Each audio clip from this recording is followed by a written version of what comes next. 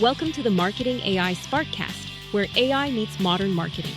Hosted by Aby Varma, a global leader in marketing, AI, and innovation, each episode brings you real conversations with leaders putting AI to work in strategy and execution. This episode is brought to you by Spark Novus and the Marketing AI Pulse community. Here's your host, Aby Varma. Hey, everybody. Welcome to the Marketing AI SparkCast. This is our first in-studio recording today, so super excited about that. Imagine a world where your wildest creative ideas come to life, not in months, but in days. When it comes to the creative process, imagine all the science fiction tools are now actually sitting on your desktop, and that is reality today. We are super excited to welcome Christian Herrity. He is the creative director and AI lead at Accenture Song. Christian, welcome to the show. Thanks for having me. You're welcome. This is so exciting, man. We're going to unpack the creative process. We're going to talk about storytelling, the impact on talent, and so many things. But before we do any of that stuff, just walk us through a little bit about your background, your AI journey, if you will. And I would love to learn about your role at Accenture Song. Great. Thanks. Yeah, I was that kid that was drawing in the back of class. When I was young, my father would say, one day maybe you'll be a comic. You can do the funnies in the Sunday paper, but I never wanted to do that. Years went by, still embracing art and photography, sculpting, painting. But I was following the herd and to go to college to be maybe an accountant. Wasn't sure, didn't really believe in the art side of things. But then the 3D industry came to fruition. And then all of a sudden, all these crazy ideas and thoughts in my head, I could create these new worlds in 3D. So I dove into that and then moved from 3D industry to become a designer, from packaging and branding, then an art director, then a creative director, and then a director of commercials. So through that that journey is perfectly suited me to the other, I hate to say bookends because I don't believe in at the end of my career, but I started in the 3D and I'm running it as AI is fast. So it's very exciting times. I look at it now, my role with Accenture really is looking at these AI systems and trying to AI-enabled content, creating new workflows, really trying to take the buzzword of AI and make some actual real work, to actually some tangible work. So that's where we're at. Awesome. We work with a lot of marketing organizations, a lot of creative people. And I've seen people in all sort of spectrums where people are sitting on the sidelines, like really overwhelmed about how this AI is going to impact their workflows, their organizations, and their industry, and others who are diving in head first. So talk to me a little bit about where you are in your journey and how you came about it. Yeah, as I mentioned, the 3D industry, I always felt a little bit of resentment and sadness that I left this world where I was able to create my own characters. I was doing the camera work, the lighting, the textures, the storytelling. I was able to do everything. And then that was my initial lead, where these ideas in my head, I didn't have to figure out a way to create a sock puppet and set a camera up like here, or have one of my friends bring a camera over. I could actually create it myself. So that was my general interest, my curiosity leading into that. I think from there, working at Accenture, there were a few workshops that were showing us some very early level prompting methodology, if you will, for Midjourney a few years ago. And I saw that. And I saw it just clicked. It was after that demonstration. So then a major interest in it and started following some influencer, whether it's on LinkedIn and in social. And a couple of those initial viral, if you will, they say viral. These were viral, like the Adidas AI ad that came out a few years ago. That was one of my coworkers. He has since left the company, but I saw that and it was just an eye-opening moment. Yeah. Yeah. It is just super fascinating now. People who are exposed to it, the lights just turn on. It's one of those things where you can't unsee it, and it is really infiltrating all parts of the creative process in so many different ways. So maybe talk a little bit about that. How do you feel AI has impacted and changed your creative process?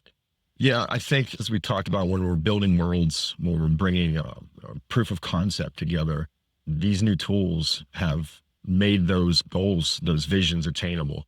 So I think now the sky's the limit. And then you take that and then the iterative nature of the platforms themselves gives us the opportunity to look at the unenjoyable. We'd call it the messy middle. Now is enjoyable because we can be iterative and keep going and really expand upon our ideas. So I think that has been one of the major excitements through this. What do you feel, what has surprised you as part of the impact of AI in the creative process? Was there any aspect of that has surprised you that you were not expecting as you embark on this journey? I think surprisingly, no. But I look at it, though, the most eye-opening aspect is the exponential growth and how fast things are moving.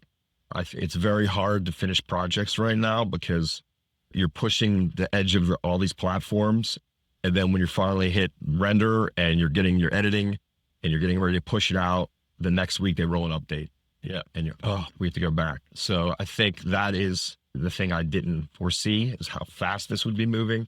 But yeah, I'm ready. It's a white knuckle ride. Yeah, for sure. Yeah. For sure. So let's talk a little bit about the balance of in the creative process of AI versus human. Yeah. How do you do your creative process when you're thinking and imagining what the final outcome is? Do you have, take our listeners through your process on how you balance the role of the human being and where AI comes into action? Do you have a formalized process? Is it custom for every kind of creative output that you go through, or just bring us into that process a little bit? Yeah. I look at it with the AI approach. We look at something at scale. That's one of our litmus tests, if you will. And then something that's brand centric would be more human based. So a rule would be with the AI, we're looking at the two V's, would say volume and velocity. Where on the human side, we would look at that and say value and voice. So that's the methodology right now, looking at that. I say this a lot within the company and inside and outside the walls, that it's a superpower, not a superhero. So it's still led by people. So I think that's the thing that we have to really keep in focus is, so that's my take on that right now. Love that. Yeah, I love that. I don't know if you've heard about this, but I've heard this phrase, which I love, which is the human AI sandwich, right? Where you have the human aspect of intuition and creativity and imagination on one side of the sandwich. Then you have AI for velocity in exploring things that were never possible before. And then humans on the other side of it, human in the loop, trying to see what the outcome is. And that kind of resonates with what the original goals were. So that human AI sandwich, do you feel the same way in the creative process? I do. I think, look, like I mentioned, it's very specific. There's different jobs require different formulas, different workflows, different systems. So I think it's identifying that there's not a generalized, I think, methodology of the implementation of technology. I think we still lead with idea, not with tools. So I think that's the thing. It's not the cart before the horse. Yeah, I love the fact that lead with idea and not the tool. Has AI changed your storytelling process? In other words, now that you know what AI can make possible, are your stories bigger and broader and more exotic and things that may not have been possible before? Because now, before you were maybe thinking of production budgets and that sort of stuff, but now you're like, okay, wow, with AI, I can create pretty much any world. Absolutely. I think that's the thing, the world building. We can take cameras to places all over the globe we never imagined. We didn't have the budget to shoot. Even with some of the new systems through Google, where we can actually, it's still relatively new, we can actually use the Google Maps API and go on location now. So now we don't even need locational permits to shoot by the Fox Theater. So it's fascinating. So yeah, the opportunities are growing every day. I think one of the changes that you asked was it's more so modular beats now. So in the past, if we were out shooting, we only have so much backlog. We only have so much we capture. There's so many takes where you can just keep going back and iterating and really fine tune all of those little modular beats throughout your storytelling elements. So I think the opportunity, it's scary because for me, without a deadline, I'll keep tweaking. Yeah. So that's the thing. And then it's also scary too on the side of clients because they'll keep saying, what if you did it like this? What if you did it like this? It just keeps going. Yeah. So it's fun, but it can get a little sticky. Yeah. So that means, like, in the creative process, do you rough things out with AI and kind of live ideate with the client, because you can do that now, right? Hey, we want to record something in Trafalgar Square in London, and let's just mock it out with AI and do it that way. Sure. And then ideate, and the clients, no, I'm not really feeling it. I think we need to pick a different location. Is that a sort of a change in the creative process that you were seeing already? Absolutely. Like I mentioned, beyond that, I think just to come back a little bit, it always starts with that idea. And I think from that idea, whether that's the brand's voice, whether that's a campaign or a platform that we're building upon, I think building on that, the story kind of tells itself. But now the traditional ways that we used to, whether it was storyboards, whether it was bringing these sketches to life and then presenting those and building those worlds, it's just a lot faster now. So now I can go right in. If I was going to use a specific camera, a specific lens kit, I can put that in my prompts. I can capture exactly what we want, who we want. We can create all of our virtual talent. And even if we have full intentions of shooting things. So the storyboard today looks like, I wouldn't say previs is not completely polished, but it's getting close.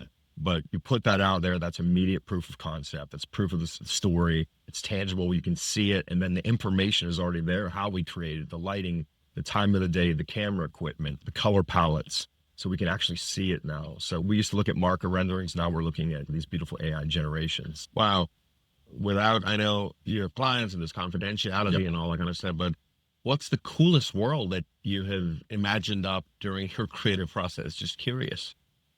Not outside of the walls. So yeah, I think for me, that's the madness in my own brain where there's not enough hours in the day now to tell all the stories. But interestingly enough, there is a way now. So now, all these little short stories, I think for me, one of the biggest interests that I have is one thing, this push towards AI. There's this also going to be an equal push to humans and human connection where people are fascinated with people. And I find that like historic events and the ability now to retell those stories from pictures, to go back even in history and rebuild that world so people can actually have this immersive experience of what happened during that time period. I see that as like a really viable ground. And it's something that those are the worlds that I've been working with lately. I think it's very interesting. Very cool. Now, a lot of people who are not exposed to this AI-enabled, AI-powered creative process have some serious misconceptions about what the outcomes can be. What is your take on that? If there were skeptics who were listening to this podcast, what is your advice to them, and what are the misconceptions you may have heard of, and how do you deal with that? Yeah, the one I hear a lot, especially in the art community, is obviously compliance, where the tools were trained. There's a lot of artists who work their careers and have slight disdain the fact that they feel as though this is potentially stealing, which some of the programs were trained on other people's art. And we all saw that. We know that. So a lot of those programs are not compliant within big organizations. Interestingly enough, we look at all of this, and as an artist myself, it's to see the world broadly and understand a lot of things enables you to be really good at one thing. So, every project that I've ever worked on, I used to surround myself in books and look at the best work that someone did for that type of client, whether it was an automotive, whether it was financial, pharmaceutical, petroleum, whatever area of focus that you'd want to identify with the best work. But you would never, as ethics, you would never take from that. You would never steal and add verbatim. There's a saying, to steal from one is plagiarism, to steal from many is research. So I think once we come to grips of understanding there's a trail, an IP trail to exactly how this was trained. But that's how all artists were trained. That's how we were all trained, by looking around, looking at the world and not stealing from each other. So I think that's the big thing I see definitely from misconception. But there is some reality to it. So, yeah, that's true. Yeah. The other thing that I hear a lot about is just almost like believability and authenticity, where people are almost questioning things. So my sister, she's a commercial artist, and as part of a project that she was doing, she wanted me to do a voiceover, and I did it, and I was running it by my kids, and my boys were like, "Oh, that's AI, Dad, right?" And I'm like, "No, that's me." And, "No, that's AI. Come on." So I'm like, "No, that's me." So I found myself in this weird situation where I was almost trying to convince my kids that was not AI. So there's an element of that sort of believability and authenticity. Do you feel that in terms of people who see the outcome? Yeah, it has the potential to get there.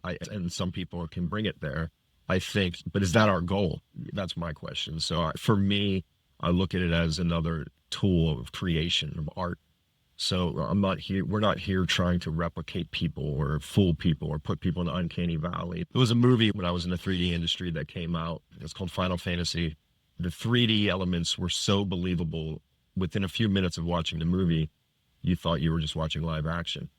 But then you realize you're not. And you fall into that uncanny valley where that movie alone nearly crippled the 3D industry. Fortunately, sometime after Shrek came out. Yeah. So then there's the tools, creating new worlds, new ways of stories. What if the goal is just trying to replace ourselves? It doesn't seem very ambitious. Yeah. So I think looking at this and trying to build on, again, the past, the future, I think there's a lot more hope in utilizing the tools to do something other than replicate ourselves. Yep. Yeah. That's true. Yeah. So what is your take? I have a good sense of what you may think about this, but do you feel AI is helping people be more creative, or is it removing the imagination and creativity out of people?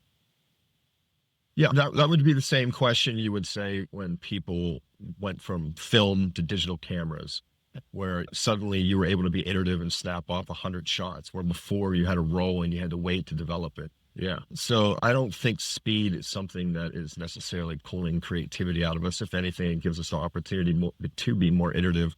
I think with the internet and our abilities now to not have to find books and find art, I think all of the tools are there for us to dream and keep dreaming. I think it's, again, no, that's a long-winded. No, that's good. Yeah, man. It's good. No, I think that's awesome because Yeah. I often tell people when it comes to AI and things like that, where people are skeptical about the impact of AI, and I'm like, no, at the end of the day, it's bringing your ideas to life. Right. So it's almost, think of that as an enabler, if nothing else. Obviously, if it's garbage in, garbage out, if you just say, hey, create me fill in the blanks, and you're Right. not giving them any guidelines, it's not your ideas, you're relying on AI to come up with ideas, then sure. But that's not the ideal use case of how you would want to leverage something like that. No, AI is not the visionary. Yes. So Yep, absolutely. All right. So let's talk a little bit about technology specifically, right? Now, within the world of video applications or image creation or audio or music, just the last 6 months has been explosive, right? What are your go-to tools and technologies that you are currently using? Why do you love them? And just share a little bit of insights on how each of those tools and technologies could be used by some of the folks who are listening to this episode. yeah, I mean, there's not one complete package, I would say. It's important to understand and utilize a lot of them so you understand the strengths and weaknesses so you can stack for specific jobs. But personally, VO3 for video, it's unbelievable. Just the physics aspect of it. And some of there's still issues with one concern with a lot of these programs is still continuity with shots, but it's getting better every day. So I would say VO3, Runway for video. So those are my two go-to videos. I would say for image generation, Midjourney. Midjourney, been in the lead for a while, and I don't see it changing anytime soon. Then there's 11 Labs, as you just mentioned. And then we were talking earlier here, was there's still the old school stack, which is editing. You got to learn your editing tools. I have a lot of friends that are dipping in a little bit. They got their toes in the AI world now. They're doing some really nice stuff, but they don't edit. And I'm like, you got to be able to put your ideas together. Yeah. So you don't need to be a master editor. You just need to sequence events, understand a timeline, in and outs and transitions. So I think still understanding I wouldn't say traditional tools, because Adobe keeps building better products as well. Yeah. Just Photoshop, for example, with their generative fill, I use that a lot. So to fix shots. So I'll take shots from Midjourney, bring them into Adobe, isolate certain areas, and Adobe does a great job of that. Again, a lot of them, those are my few favorites. Anything for music or audio and that sort of stuff? That would be 11 Labs. I think they are by far the leader in that space. I've looked and been reading into some others lately, but I started with 11 Labs and it's continued. Cool. Yeah. So let's flip it around. So Yeah. obviously there are a lot of powerful tools, the ones we Yeah. just went through. Despite all the AI capabilities, what makes you uncomfortable using AI? Are there any tools and technologies you're like, no, I think we need to really record the old-fashioned way, the pre-AI way? I can't imagine pre-AI is old-fashioned now. The Right. pre-AI way. Yeah. Are there still things that you were like, no, I think we should just record this traditionally? Yeah, I think it's use case. Obviously, deepfakes is something that I don't want to try to replicate a person of people. Although, interestingly enough, that has become an interesting topic as of late, and people potentially wanting to do. But, generally, no. I think there's, as I mentioned, a use case and really understanding. There's, as we mentioned, the ethics of being an artist or being a designer and not taking from other people. So being compliant. I think, knowing that some of these systems were trained by specific artists, I think it would be very uncomfortable to go in and prompt utilizing the exact methodology and or utilizing the artist's name or the director's name. So some of that, I understand people do that. I think, to me, that's the part that feels a little, there's something wrong with that. I feel as though that let's say if there's a Wes Anderson or if there's a Christopher Nolan, instead of utilizing that name, those names in your prompt and taking that person's style directly, maybe research that style. And you can use AI tools like ChatGPT to say, can you show me what are some of the characteristics of a Christopher Nolan film? Read about it, understand what he does with the lighting, read about how he frames a shot. Same with Wes Anderson and his composition. How does that work?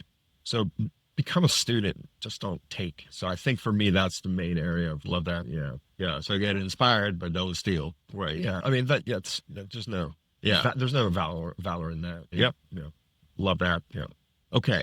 So a little bit, we've obviously spoken about the production process. Talk a little bit about, if you zoom out and then from a brand perspective, like brands who are commissioning Accenture and other creatives to do this sort of work, the paradigm has changed there as well, right? Because now the time expectation and the cost expectation and the attainability expectations of brands has changed dramatically. And how do you suddenly have this whole host of creative assets for your campaigns that you may not have had the ability to pull off pre-AI? Have you guys, Accenture and you personally, have you seen an impact on how brands are dealing with this? Are you thinking their expectation and the kind of the volume of campaigns has suddenly gone up because they can? Or are you seeing imaginations are through the roof? I just wanted to get a sense of how is this impacting brands and marketing leaders who are getting all this creative work commissioned? I think it's interesting that we talked about how fast things have evolved. A year ago, there wasn't quite as much interest in that front, the client front. Now we're starting to hear a lot more of it. And I think it's important to understand that AI doesn't necessarily equate to cheaper or it's going to be value-based, nor does it always mean necessarily faster. I think on the creative side of process, that's the iterative, us bringing that POC together faster, that making those worlds, that vision come to life. That's the amplifier. That's the superpower that for creative. So there's somewhat of an education, because I feel as though a lot of people look at it as the easy button. When I worked in the 3D industry, it was the same thing. People thought maybe I had a dinosaur button on my keyboard. I could hit a button and a dinosaur was a 3D model. It's not that way. So you look at it, there's still a lot of talent behind the tools, looking at it and understanding that you're taking people that had a great eye for creativity, for branding, and now they're utilizing tools. It just elevates them. It's that amplification. So I think understanding that, right, there's this huge paradigm shift of us all aligning and really understanding the monetization side of things is obviously extremely interesting. And really everyone's still trying to figure that out. But then you look at some larger clients potentially with opportunity for automation, looking in training, which is very plausible, in training some of these systems to understand, looking at all the creative that they already own or they've already produced and training it from their own work, their own brand elements. Okay. Yeah, there's a lot of opportunity down the line. So. Love that. Because then you could almost have AI trained up on your brand voice, your brand style, and that sort of thing, and then help accelerate production. Absolutely. And they're all your products or photography, you already own it, and now you're training the system, and yeah, it's powerful. Yeah. Are CMOs and marketing leaders, as a result of this, experimenting more on account of what's possible? Yeah, I think so. There's still part of that paradigm shift too is compliant. There's a lot of big organizations that still they're not going to utilize Risk averse a little bit. Yeah, there's a lot of legal issues. Really understanding that. So where smaller companies obviously have the opportunity to be a little bit more nimble and more risk adverse, but there comes with great power comes great discretion. Yeah, absolutely. Yeah. You mentioned something earlier about the role of talent, right? So obviously we're seeing it in the news and in articles and whatnot. The industry, or LinkedIn for that matter, is where AI is going to take our jobs. What is your take as part of this entire process and on how you feel? Obviously there is still a lot of elements of creativity and human intuition and storytelling and all those things, which are the human being is front and center. But then there's a lot of elements of production, which AI can certainly accelerate. And what do you really feel about the impact on talent and jobs and careers as a result of the advent of AI? Yeah, I think it's important not to turn a blind eye to it, obviously. So I'm not going to be naive and sit here and think that I don't think there will be change. Inevitably, there will be change. But the important thing is, that I've said many times, is it's not AI that's going to take your job. It's people utilizing AI that's going to take your job.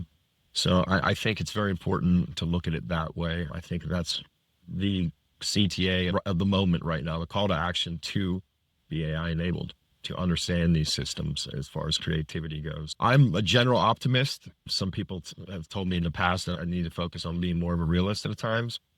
But so I'm optimistic about it. I see industries that we could never fathom before are going to come to fruition. These systems are going to help us build and bring these ideas to life. We're going to see new delivery ways of content. And again,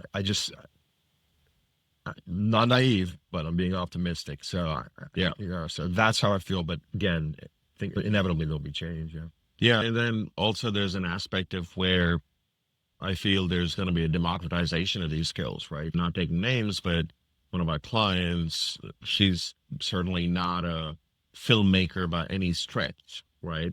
A talented marketer, but really has embraced AI-based video storytelling and come up with some really stunning work, right? And this is somebody who is a talented but plain Jane content marketer. And you're going to see more and more of that, where people are going to be able to tell their stories from a video format standpoint, a video medium standpoint, to where you'll see an explosion of that. Do you feel that AI is going to enable that too? Like from a talent standpoint, democratize the ability or the talent of people where they can take those ideas and bring them to life in that video format?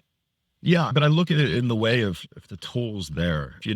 How would you know that you're a great guitar player if you never held one?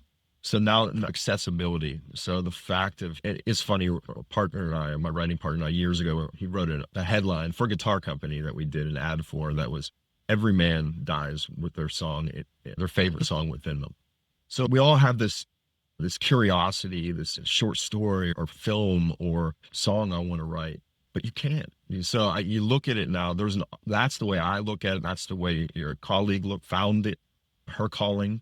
So yeah, I don't look at it as democratization of things that are like, I look at it more so as this empowerment people.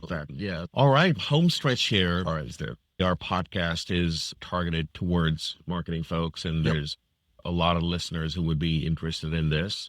For folks who are sitting on the sidelines and have not dabbled, they've certainly seen videos and heard stories about the power of AI when it comes to creative video storytelling, but have not dabbled with it. What is your advice? Top 3 things that you would recommend they do, or how do they get the ball rolling? How do they start? Again, I think everything, I always come back to idea-based. Do you have a product? Do you have an idea? Do you have a story? Do you have a vision that you want to bring to life? Think of something tangible, or maybe it was not tangible before, but now the tools are here. So I think, but that's not necessarily the entryway. There's also just curiosity. Dive into the tools, and then an idea might come into your head. So suddenly you realize there was a vision that you maybe have looked past for your entire career, or a story you couldn't tell, but now you can. So I think with that is stay imaginative, stay curious.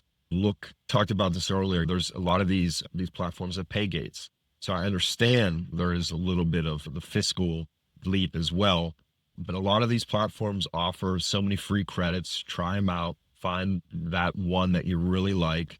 They have different programs and within their tier systems, and try it out. And so I think that's the thing. You'd be surprised. And I love that story that you told, because if that curiosity wasn't there for her, it's not much risk there for her to bring an idea to life. And she did it. Yep. She did it successfully. I think that's a great thing. So just get out there and do it. Awesome. All right, Christian, thank you very much. Really appreciate your time today. To our listeners, thank you for tuning in, and make sure to follow Christian on LinkedIn, Christian Herrity, and have a great day, guys. Thank you. Thanks for listening. Big thanks to Spark Novus and the Marketing AI Pulse community. You can join the community at marketingaipulse.com.